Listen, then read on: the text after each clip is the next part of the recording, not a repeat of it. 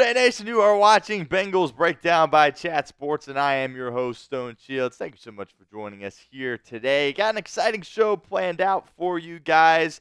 The Bengals just announced 3 roster moves. We actually had to refilm the beginning of this show because it came out as we were filming. So we'll talk about those 3 moves, but the focus of today's show is going to be Chad Johnson's prediction about a JaMarr Chase extension happening in the near future. So that's going to be the main focus. He went into onto Adam Schefter's podcast and had some comments to make that, of course, only Ocho can make. Some big headline stuff there from Chad Johnson, per usual. Also, Evan McPherson had his extension signed, and he had his press conference earlier today about that, so we will dive into the McPherson extension as well. And is there some concern with Zack Moss, somebody that works at NFL.com/NFL Network, used to be a good running back in the league, had some things to say about the Bengals running back, so we will touch on that as well. But before we get fully into today's show, I want to remind you guys to hit that thumbs up icon for us and like today's video. As you can tell, we are in a like battle against our Ravens channel here at Chat Sports. And we have a lead so far. About, 10-ish days left in the month of August. So let's hold on to that lead. Help us out. Hit that thumbs up icon as you should before all Bengals videos that you watch by us here at Bengals Breakdown. So help us out. Hit that thumbs up icon so we can beat the Ravens in our August like battle.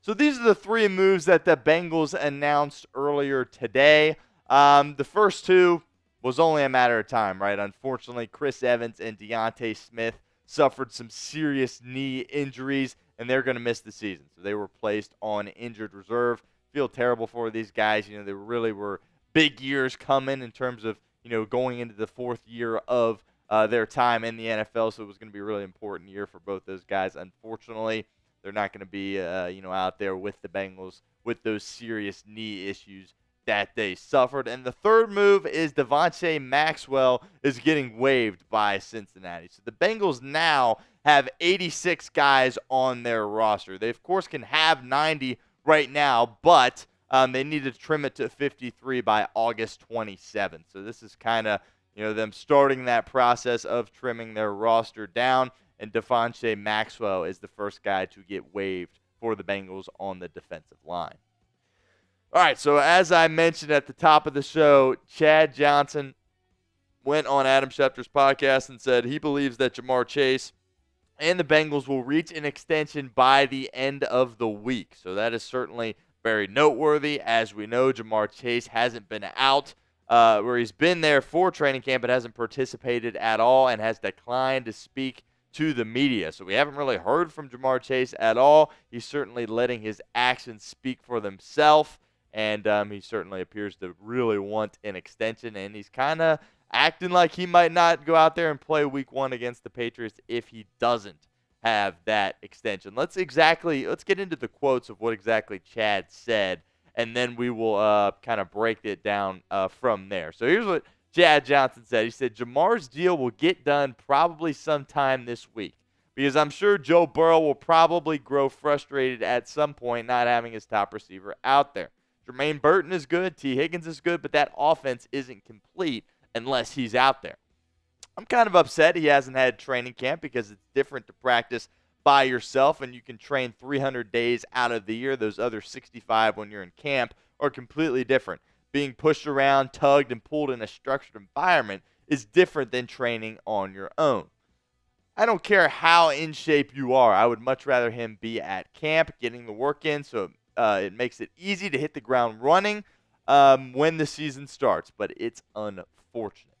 So there's kind of a lot to unpack there, which we'll get to that in a minute. But first, I want to let you guys get involved with our show here today on Bengals Breakdown. Will Chase get an extension this week? Type Y for yes or N for no in the comment section. It is the pinned comment of today's show. So if that ad comes here on YouTube, take advantage of it. Get down there and let us know what you think. Will JaMarr Chase get an extension this week, as former Bengals wide receiver and Ring of Honor member Chad Johnson predicted? So like I said, kind of a lot to unpack there. As far as the point about Joe Burrow eventually getting frustrated that he's not out there, it is fun to kind of wonder what exactly or how much pull Joe Burrow has. I feel like, they certainly involve him to some extent, but when it comes to stuff like this, I really don't think he has much say whatsoever. So it's kind of interesting that, Chad brought up that point. Also, I think he did say probably and I think a lot throughout this, conversation with Adam Schefter. So that's also something that is noteworthy, and it is Chad, right? Chad is a very happy-go-lucky guy. For the record, I absolutely love Chad Johnson. He's one of my favorite Bengals of all time. I think he's the best receiver I've seen with my two eyes live at a game. He was absolutely phenomenal. But he sometimes goes out there and says some stuff that, may or may not be true. I think there was a rumor circulating.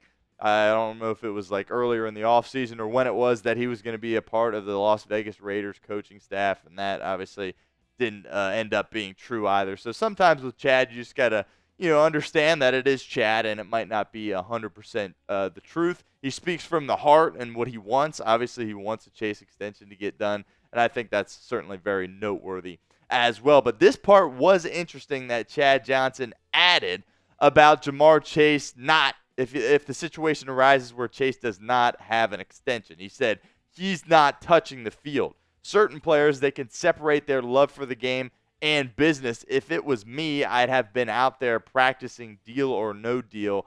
I don't care. But on the business side of things, JaMarr, his team, they understand, and this is the only way to get deals done. This part I find very interesting because JaMarr Chase doesn't strike me as a guy that would leave Joe Burrow and his teammates hanging if a deal doesn't get done. So I think this might be Chad kind of pushing the Bengals and kind of, forcing them into a move here with Chase, trying to, I guess, scare them a little bit into getting a deal done so they aren't without Chase week one. But I would be surprised that if a deal doesn't get done and Chase is not out there week one. It doesn't seem like that's, how he rolls, how he operates. He seems to be a lot more competitive than that and a lot more selfless than that. Again, hopefully we don't have to worry about that and he has a deal done before, week one with New England and we can just move on. Again, we've said it before on the show. Don't be surprised at all if this goes to the buzzer. Joe Burrow's deal got done the Thursday before the first game. So with Chase, they'll probably take it to the last minute if it is something that is going to get done. And I really hope they don't test him and see if, he's going to go out there and play without an extension. Again, I kind of push back on that from Chad. I would be surprised if he didn't, but let's all hope we don't have to get to that point. I want to give a shout out to our friends over at Game Time because today's show is presented by Game Time. Game Time has a new feature called Game Time Picks that makes getting tickets to see your favorite teams play live even easier. Game Time Picks filters out the fluff to show you only incredible deals on great seats so you don't have to waste time searching through thousands of tickets. With MLB teams trying to make a playoff push, you can get tickets on Game Time to watch the Cincinnati Reds. You can also get ready for football season and get tickets to watch the Bengals. My two favorite features on Game Time. First one is the all-in pricing.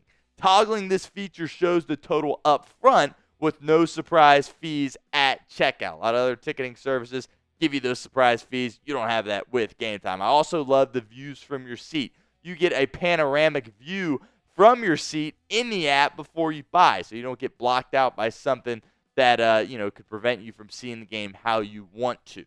So take the guesswork out of buying tickets with Game Time. Download the Game Time app, create an account, and use code CHATSPORTS for $20 off your first purchase. Terms apply. Again, create an account and redeem code CHATSPORTS for $20 off. Download Game Time today. Last minute tickets, lowest price, guaranteed. All right, our next topic on today's show, Evan McPherson has signed his extension with the Bengals. That was one of our bold predictions kind of going into several weeks ago that we were going to get this extension done before the year. It comes true. Evan McPherson will be under wraps through 2027 with this franchise. Had his press conference earlier today. Certainly looking forward to watching that and seeing what Evan McPherson had to say. I think he's just a great guy to have on your team, a great guy to have in the community as well. Just a first-class human being. And from a football standpoint, it really doesn't get much better than Evan McPherson in terms of kicking the football. You see it up on the screen, 3 years, $16.5 million extension. Remember, this guy hasn't missed a postseason field goal yet. He's been absolutely money, hence his nickname Money Mac. And, 19 of 19 really was a massive part of that Bengals Super Bowl run in 2021 as a rookie.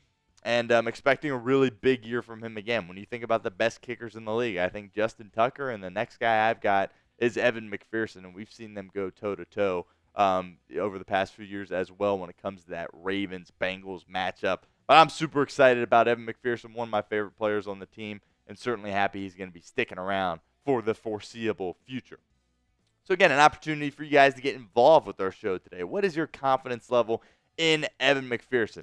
This is a 10 for me, no question about it. He's got that clutch gene, and he always shows up in crunch time for the Bengals, and he's got a massive leg too. I think his long right now is 59, but I will be surprised if he doesn't hit a 60-yarder this year. He's just absolutely everything you want in a kicker.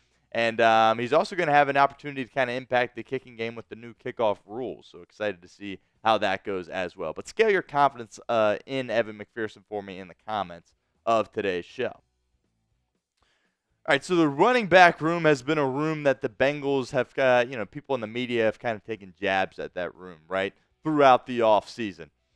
Former NFL running back Maurice Jones-Drew ranked Zack Moss as the number 31 starting running back. Of course, there's only 32 teams in the NFL, so that is second to last. Zac Taylor even said it in his interview with Kay Adams that he feels like people just are really disrespecting the running back room. So it's going to be interesting to see what Zack Moss can do. Now, when you break down the quote from what exactly Maurice Jones-Drew said, it makes a little bit more sense. He really wasn't being too hard on Zack Moss. Let's get into the quote here. He said, Moss set career highs with 210 touches, 986 scrimmage yards, and 7 touchdowns in 14 games last season with the Colts. He did an admirable job filling in for Jonathan Taylor, who was in and out of the lineup with injuries. Now, Moss has a chance to stake his claim as a true running back one in Cincinnati. However, the Bengals' offense runs through Joe Burrow in the passing attack. That could open lanes for Moss, but volume is the concern here. And I get it. We really don't know what to expect from Zack Moss, right? We haven't seen him in the preseason. I think the Bengals were expecting him to go out there and play against Tampa week 1 of the preseason, but then he fell ill the night before the game. We don't see him. So we'll see if he plays Thursday night against one of his former teams in the Colts. But I do think that it's definitely going to be kind of a running back committee for Cincinnati, especially with the emergence of Chase Brown. I think by the end of the year, Chase Brown will kind of assert himself as their lead guy for the Bengals, but certainly looking forward to what Zack Moss can do as well. He's kind of a wild card for me. I really don't know what to expect with Zack Moss. I think we'll learn a lot the first game we see him out there, and hopefully he can be a productive running back for the Bengals. I really don't have much concern with him. Obviously, it stinks losing Joe Mixon, who's been an anchor in your franchise for so long. But with all the weaponry you got on offense, I think you can kind of just plug some guys into that running back position, and they can produce for you. But I am really excited about Chase Brown. So we'll see how that tandem kind of starts off the season, and if they will kind of split reps, or if someone will kind of take that bull by the horns and essentially take that job for the Bengals. Make sure you guys are subscribed to our channel here at Bengals Breakdown. We will have another watch party coming up on Thursday night, so certainly looking forward to that. And we've got nearly daily Bengals videos for you guys as well. So don't miss out. Hit that sub button. That's youtube.com/BengalsTV.